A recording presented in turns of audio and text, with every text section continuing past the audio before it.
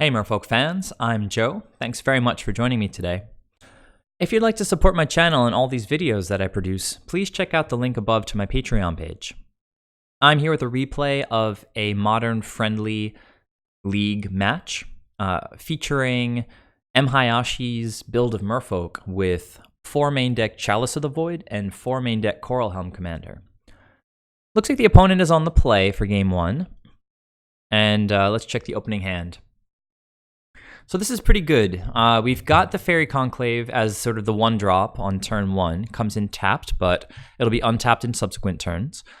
Got a nice mix of interaction with Dismember and Echoing Truth. Also got Trickster and Harbinger as interaction. And Coralhelm Commander as a finisher. So it seems like a keep to me. The opponent kept 7 as well. And it's Tron. They start off with Urza's Mine and a Chromatic Sphere. Another Trickster is okay. Being able to play instant speed around things like Oblivion Stone and their Planeswalkers is pretty good. But we really just want to draw more lands at this point. Okay, so opponent starts their turn by playing Ancient Stirrings. Let's go ahead and open up this Revealed Cards tab over here. Expedition Maps. So they are rapidly approaching Tron. Let's see if they have another piece in hand. Well, they have a forest, and they're going to play that Expedition Map. So we're 2 turns away from Tron. So AEther Vial is a tricky one, and I think I have to go with that option. Because without lands, we're not really going to be able to effectively get our creatures out onto the table. So this is poor for us because it means that they're going to have access to Tron. They played Sylvan Scrying, got an Urza's Tower. Let's go ahead and just double check that revealed tab. Yep, Urza's Tower. And that's what they played. And another Expedition Map, which gives them redundancy against Spreading Seas. So things not really going our way. The opponent is actually on the play. They're very much on the front foot. This time I opted to pass the turn. I actually thought quite a while. You can see my time fell below the opponent's because I wondered whether I should Echoing Truth their Expedition Maps. But next turn, the opponent could have just recast one of the Expedition Maps, cracked it, I don't know, played get their next Tron piece and play it. It didn't seem like the best line, like kind of a waste of the Echoing Truth. It would have slowed them down a little bit. But in this case, I decided to go with flashing in a Merfolk Trickster at the end step. So it's a little bit scary. The opponent has access to 5 mana now. And they've got the Chromatic Sphere, and what else? Cracking that for Sylvan Scrying, they've got all the lands that they could ever dream of. I imagine they got Sanctum of Ugin here. No, they just got another tower, so they must have something big to play. Maybe Ulamog. All right, so there's a Trickster, gets to get our clock going. They're going to be able to crack this Expedition Map on end step, though it might be wise for them to not do that in case I play Spreading Seas. Okay, so it's some pressure. We still haven't drawn that 3rd land yet. And we're in a pretty tough spot here. The opponent is going to have access to 11 mana next turn. So we'll go to attacks, and we could probably just pass here because we have instant speed effects between Vial and Trickster. So here is Ulamog. He's going for my land and AEther Vial. Now, the trigger occurs when Ulamog's still on the stack, so unfortunately I can't flash in Trickster and tap him down. So that's not even that great in this spot. Bouncing him with Harbinger is pretty poor also, just because we're so low on permanents, and he just gets to sort of hit 50% of our board here. Trickster's kind of important because we kind of need to keep this guy at bay. So flashing him in now doesn't seem that great. We don't even have access to Island Walk. So I think what I'm going to do is activate the AEther Vial, go ahead and put the Island Walk Lord into play, and just let that resolve. I'm down to 1 land against a 10/10 indestructible creature, and the end is pretty much in sight. The opponent has a Dismember for my Island Walk Lord. Things were already pretty grim. Well, I managed to draw land, so, we can pass and just tap this guy down. What does he have here? So Worldbreaker is going to destroy another one of my lands. Things are getting increasingly bad for us. He gets to sacrifice Sanctum of Ugin, which means he gets to get another fatty. In this case, I'm pretty sure he got another Ulamog, which means he just gets to destroy my little board again. And I'm pretty close to scooping here. Let's go ahead and play out that Trickster. All right, so I scooped it up there. So Tron on the play is always very threatening. In this case, they had the most explosive ramp backed up by really, really powerful threats. So let's go ahead to game 2. Hopefully it went a little bit better for our Merfolk.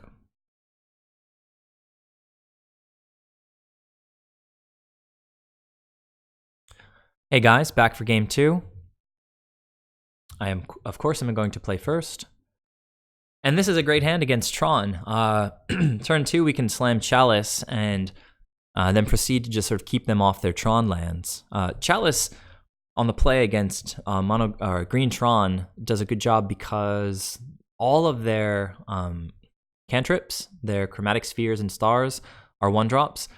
And let's see, Ancient Stirrings is a 1-drop, so keeping them off of all of those cards is pretty good in the matchup. So again, Faerie Conclave kind of acting as a 1-drop. Get to play it on turn 1, just or pass. Okay, the opponent gets down a Chromatic Star. We're always happy not to see an Expedition map on turn 1. So AEther Vial is going to have to wait to sort of fit into that 2-drop, 1-drop situation on turn 3. So on turn 2, we're going to go ahead with the plan that I outlined a moment ago, getting Chalice of the Void on 1 down. Well, they have a second Tron land, which means we're sort of forced to play Spreading Seas. Actually, I sort of misspoke a moment ago. I had to think because the option is basically between playing Chalice or playing AEther Vial, because once you've played Chalice, you can't play AEther Vial. Now, if the opponent has an Oblivion Stone, of course, later I can play an AEther Vial, but in this case, I'm just accepting that AEther Vial is a dead card in my hand. Okay, so as mentioning that, I'm sort of priced into playing a Spreading Seas here, because if the opponent just slams their 3rd Tron piece, gets a Karn down, that's really not good for us. So Spreading Seas doing 2 things, slowing them down and drawing us a card. Deprive is exactly what I wanted to see. We need some insurance in this spot. Opponent's going to go ahead and cycle that Chromatic Star. They did have the 3rd Tron piece. That's wild. They always have it. And here's the Oblivion Stone, and I don't even have mana to counter it right now, so the opponent is fighting the good fight against this Chalice on 1. Now, it may take them a while to get up to 5 mana, and so we're going to have to sort of put the pedal to the metal for a little while. Now, Oblivion Stone by itself is not that big of a threat. Yes, it'll wipe away Spreading Seas and give them access to Tron, but maybe only for a turn because we have a second Spreading Seas in hand. So the play here seems to be to go with Silvergill Adept and hold up Deprive potentially, but on second thought, actually not, because unless they just naturally have another Urza's Power Plant in hand, they can't get Oblivion Stone cracked this turn. So let's go ahead and play Coralhelm Commander. We could potentially buff that guy or pump him up next turn and just push a lot of damage. So Sylvan Scrying means they are going to be able to reestablish Tron. However, they did play a Forest already this turn, so we don't have to worry about that for the moment. Actually, they went with Sanctum of Ugin here, which to me points at them having another power plant anyway in hand. Otherwise, of course, they would have gotten it off of Sylvan Scrying.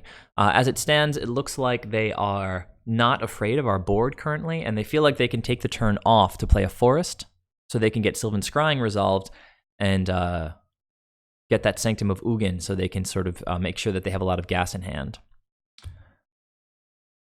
All right, so moving forward, another land is not exactly what I wanted here. So seeing that Sanctum of Ugin, again, it sort of points to them having the extra power plant, so we should sort of expect them to have access to Tron next turn. Either way, they're going to have 5 mana to blow the Oblivion Stone. These moments that sort of build up to the Oblivion Stone, you typically want to just push as much damage as absolutely possible. So this turn, that means leveling up Coralhelm Commander. Let's see. Now, I had this sort of odd number of lands, so leveling up Coralhelm Commander is sort of easy enough to do. Now, since he's only on level 1, he didn't actually gain any anything. What is the opponent going for here? Spatial Contortion, we typically want to let spot removal resolve, and the opponent is trading a spell for a land here. Opponent takes 4, and it looks like it chose to leave up Deprive, because if they go with the power plant, which they have, of course, they could go for some fatty, and we'd want to have Deprive up for that. So here's a Wormcoil Engine, and not really feeling that. Having cast the Wormcoil Engine, the opponent's not going to be able to crack that Oblivion Stone this turn. And it's tricky now because we really don't want to play out our second Spreading Seas to take them off Tron, because they can just crack their Oblivion Stone and reestablish Tron. So we're going to keep the Spreading Seas in hand until they crack that stone. The odds are this Chalice of the Void is keeping some of those cards stuck in their hand. At least that's the hope. Without AEther Vial on the board, there's really no chance of replaying this Chalice of the Void, or sorry, playing a second Chalice of the Void on 2. It wouldn't really do too much anyway. I mean, yeah, it can hit Spatial Contortion and it can hit Sylvan Scrying, but it's really their 1-drops that we're interested in taking offline. All right, so this turn, I think we just want to level this guy up, and we're going to buff the Silvergill Adept as sort of a benefit of getting Coralhelm Commander to level 4, and hopefully we'll just be able to crack in for 7 here, taking the opponent down below 10. Which means that even if they do kind of wipe our board, we can reestablish pressure with a manland right away, hopefully draw some more Merfolk. Just plays Sanctum of Ugin and passes. Very interesting. Mutavault is excellent because at that 5 mana mark, we're going to be able to activate Conclave and Mutavault and start swinging. It seems like the opponent, all they're representing is cracking Oblivion Stone. So, what am I doing here? Activating Faerie Conclave, of course, right? Because Oblivion Stone doesn't hit lands. So try to get in for actually lethal here. The opponent is totally forced into cracking the Oblivion Stone, which means I can follow up with Mutavault and Spreading Seas. All right. There goes the Oblivion Stone. Going to lose 3 of my permanent, Spreading Seas, Silvergill Adept, and Coralhelm Commander. They did good work, though. Away they go. And second main, I have a nice follow-up, trying to take them off of Tron. I typically hit the tower. It doesn't really matter which one you hit. The opponent has a Nature's Claim, which has been unlocked since he blew up my first Chalice. The opponent's going to maintain access to Tron mana here. So going Ancient Stirrings, that's really scary because they get to dig 5 cards deep to find anything to use all this mana on. It's currently 3, 7, 9, they have 10 mana. If they hit an Ulamog, they'll be able to cast it. Drum roll, and it is an Ulamog. All right. Let's see if that's what the opponent chooses to go with.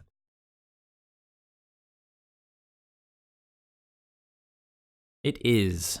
And they get to crack this Sanctum of Ugin here. Getting something else threatening. All right, let's proceed. He's targeting my 2 manlands. Things are looking pretty dire. He's got a Wormcoil in hand. Using my 2 manlands.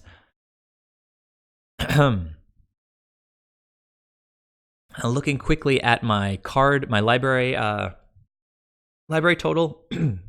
I have 44, which means I have 4 live top decks before this guy double attacks me into Oblivion. Also, I've got 2 swings from this guy.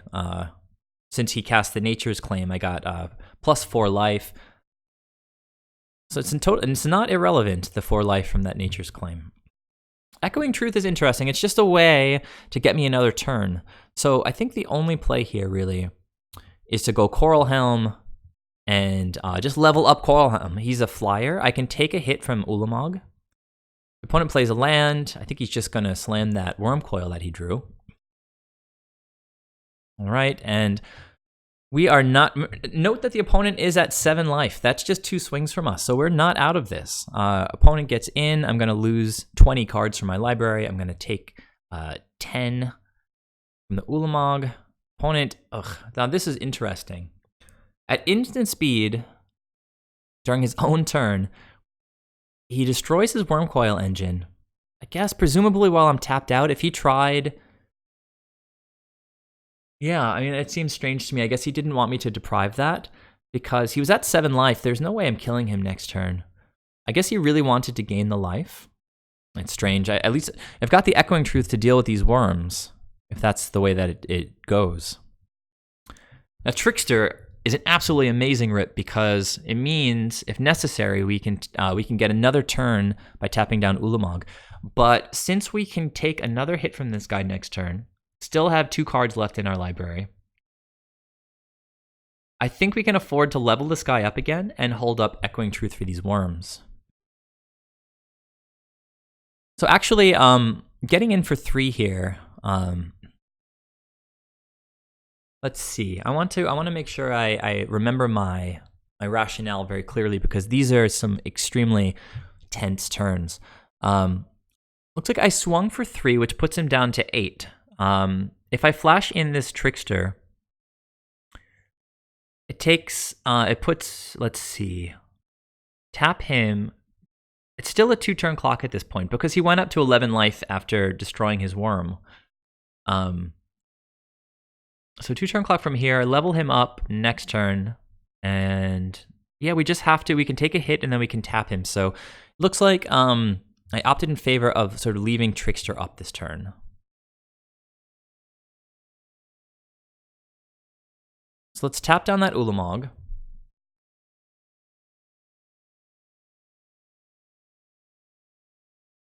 It doesn't really matter if we let the worms attack. So it looked like he only wanted to get him with 1. I'm going to go ahead and try to bounce that one. Hopefully he has no way to get rid of it, like another Nature's Claim. Okay, that resolved. So the worms are gone. So we managed to deal with a Wormcoil. Opponent plays another land and an Expedition Map. I was kind of afraid that was going to be like a Walking Ballista or something like that. Really not afraid of Expedition Map, and the opponent is now empty-handed, and we've got 5 power, soon actually to be 7 when we level up the Coralhelm here. So I needed a good draw there. Actually, didn't strictly need it because again, I can take a hit from Ulamog, but it's excellent insurance to have another Trickster.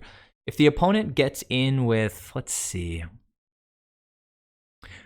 if he top decks a Thragtusk after I swing this turn, I am definitely leveling this guy up, which means I get to swing for swing with a 2-turn clock, attack for 7. Now, of course, I could have left the Trickster back, but swinging this way makes it lethal even if he manages to wipe my board. I have a Trickster left to clean up that last point of damage. Also, again, I'm totally aware that I can still afford to take 1 more hit from this Ulamog and have 1 card left in my library.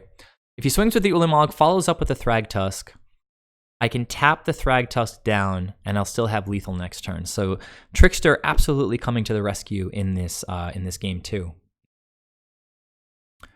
Opponent looking to go straight to combat.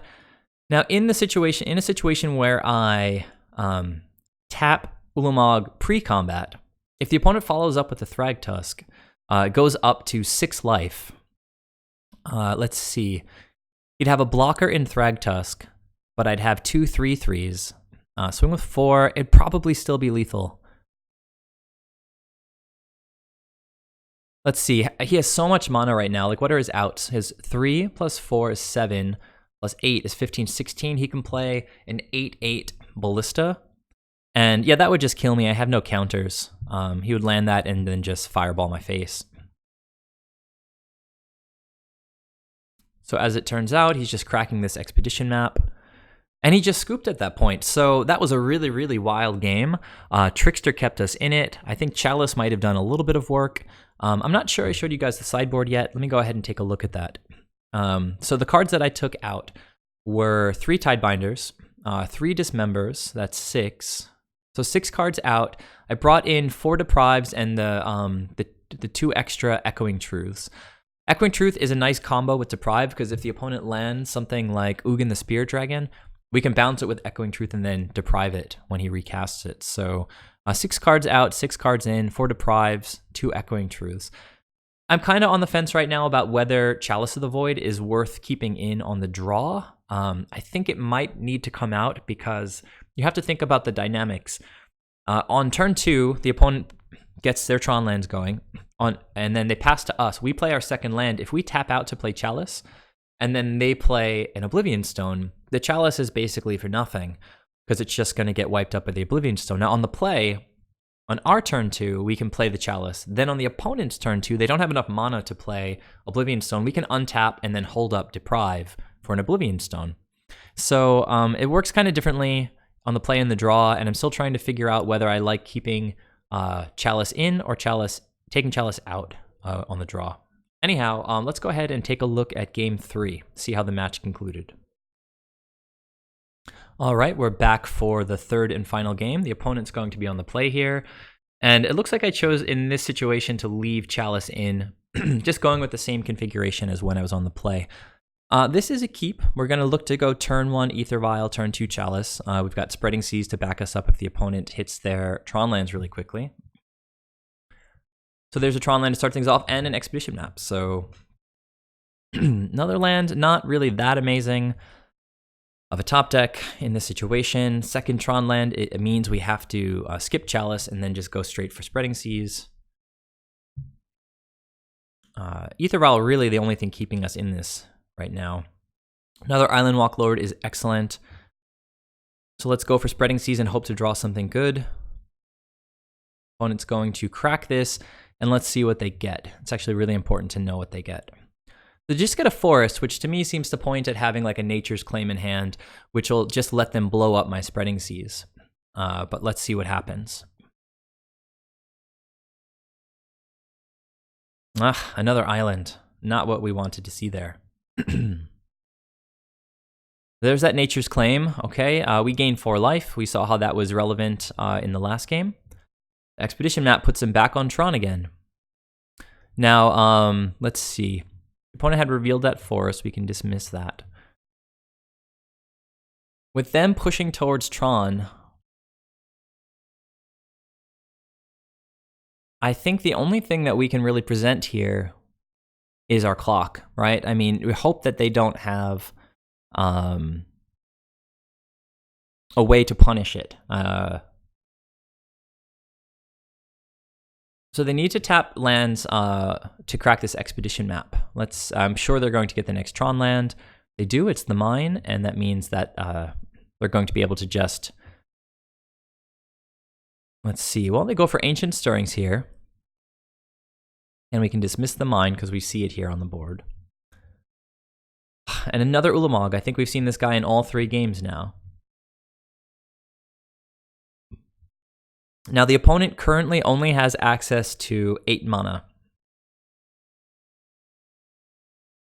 So that means they can't cast the Ulamog yet. So we're still in it. There's an Expedition map, which means that they're going to be able to get more mana. Let's say next turn they tap their mine to crack Expedition map. They can get another tower. They'll have 3, 6, 7, 8, 9. So even in an optimal situation, next turn, where they get another tower off of the map, unless they naturally have tower. If they naturally have tower in hand, it means that they could have, or even any other Tron land, honestly, because it could be 3, 4, 5, 6, 7, 8, plus any other Tron land means 10 mana. But if they're just stuck on the Expedition map and no other lands, we have a shot at this. Let's go ahead and get that clock established like I was talking about. Another Island Walk Lord is pretty great. I'm just going to go ahead and cast that guy. And I'm actually going to put this Chalice out on 1. It's kind of important because if the opponent... Again, their mana situation next turn is pretty... Well, if they have another Tron piece in hand, then I think we're in poor shape, because he can just play Ulamog, kill 2 of my lords, and then I'm really set back. So it's already a 2-turn clock with 8 and then 12 the following turn, so there's no reason yet to vial in the next Lord. Really, there's no reason not to play the Chalice on 1. I'm not exactly sure all the permutations that could have potentially lost me this game, but I had nothing else to do with the mana, and Chalice on the, definitely does hit a good number of cards. Because the opponent is tapping their forest, which is good because if they're paying any of their mana into this expedition map, it probably means that they're not going to have enough mana for that Ulamog. Let's see. So they get another tower, and that's their land drop for the turn, which means that they are at 9 mana. And so they floated that 9 mana and then conceded. So a game with what seemed from us to be a pretty suboptimal hand. I mean, we had the Spreading Seas, we had the Vial, which was good. We actually drew into at least 2 of these lords, if not 3 of the lords. And sometimes you have to just know when to sort of apply the beatdown. Of course, the opponent could have played an O-Stone and wiped my board, which probably just would have ended it on the spot. But, you know, you have to present a threat, and if you don't, then the opponent will just take all day. And, you know, Tron has way better top decks than we do. So I applied the pressure. The opponent didn't have the land that he needed in time, and we got there. So this was sort of the M. Hayashi build with Chalice and Coralhelm Commander against Mono Green Tron. As I mentioned, I'm still trying to figure out Chalice's role on the play versus being on the draw. I'm working on a sideboard guide, which I'll get to you guys as soon as it's finished, hopefully sometime this week. Please leave comments below. Subscribe if you haven't already. If you'd like to support my channel and these videos that I produce, please check out my Patreon page. I'd really appreciate it. And tune in for the next video where I'll be back with another highlight match from my testing, my preliminary testing of this M. Hayashi build of Merfolk. Thanks, guys. I'll see you there. Bye.